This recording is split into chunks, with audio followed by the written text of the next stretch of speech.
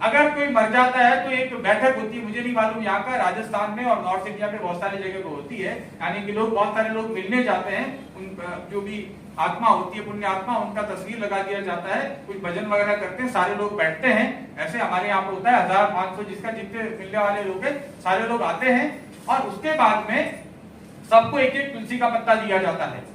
उस बैठक से वापस जब जाते हैं तो सबको तुलसी का पत्ता दिया जाता है, कंपल्सरी, मतलब एक विधान ही है कि बिना तुलसी का पत्ता खाए कोई वहां से वापस जाता नहीं है।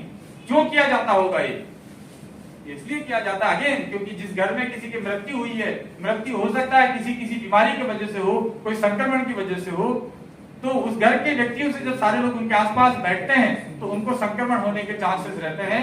हवा से कीटाणु जो है, विषाणु उड़ के जा सकता है सांसों के थ्रू, तो हमारा रेस्पिरेटरी ट्रैक्ट, हमारा जो श्वसन तंत्र है वो संक्रमित हो सकता है। और तुलसी का पत्ता हमारे जब मुंह में चबाते हैं, जैसे मुंह में जाता है हमारे पूरे ब्लड में जाता है और संक्रमण से हमको बचाता है, इसलिए वो तुलसी का पत्ता खिलाने का विधान है। भगवान कृष्ण को आज तक सिर्फ तुलसी जला हुआ भोजन ही दिया जाता है।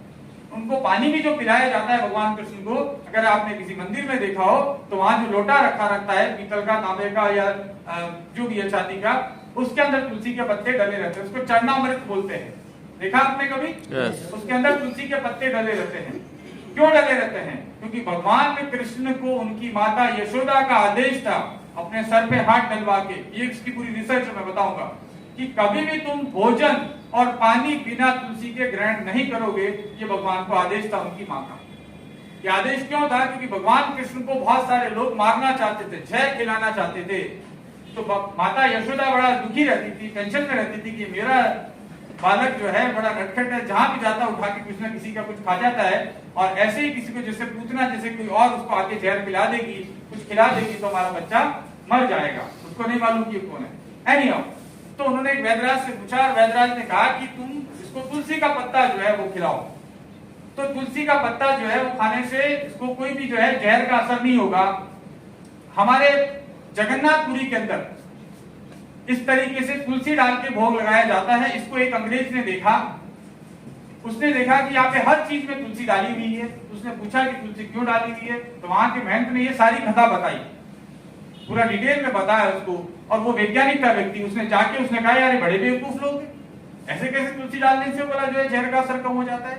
तो उन्होंने जो है 10,000 चूहों के ऊपर लगातार 11 साल रिसर्च करी, अलग अलग प्रकार के पॉइजन, जैसे चूहा है, चूहे के अंदर तुलसी डाल दिया गया, उसके ब्लड के अंदर इंसर्ट कर दिया गया, और उसको बाद अलग अलग मात्रा के अंदर उसको पेस्टिसाइड, फर्टिलाइजर, हैवी मेटल्स, जहर अलग अलग प्रकार के विष चूहों को दिए गए। लेकिन जिन लोगों को पहले जो है तुलसी खिलाया गया था, किसी को 5 दिन से खिलाया जा रहा है तो उसके ऊपर असर हुआ लेकिन ज्यादा नहीं हुआ। जिनको 6 महीने से उसको तुलसी खिलाया जा रहा है उसके असर बिल्कुल कम हुआ, उनको ट्यूमर नहीं हुए। और जो चूहे जो है साल भर से खा रहे थे उनको बिल्कुल असर नहीं हुआ, उनको कोई फर्क नहीं पड़ा, जैसे कोई जहर भी गया हो। और जिनके अंदर तुलसी अंदर नहीं डाली गई थी, जिनको सीधा जहर डाला गया, उनके कैंसर के जगह जगह ट्यूमर निकल गए और वो मर गए। इसको यूनिवर्सिटी ऑफ कैलिफोर्निया ने तुलसी के ऊपर पूरा रिसर्च करके इसको पब्लिश किया है। तो देखिए कितने वैज्ञानिक हम लोग, कब भगवान कृष्ण पैदा हुए होंगे, कब ये लिखा हुआ होगा, कितने हजारों साल पुरानी जो संस्कृति है, इतना वैज्ञानिक, उनको तो वायरस के बारे में, बैक्टीरिया के बारे में, हैवी मेटल्स के बारे में, ये सब टॉक्सिक एलिमेंट्स के बारे में मालूम था। हम उनकी संतानें होके और हम इतना बेवकूफी भरा काम करते हैं कि हमको तुलसी खाने बोले तो नहीं खाएंगे। हम रजनीगंधा तुलसी जरूर खाते हैं।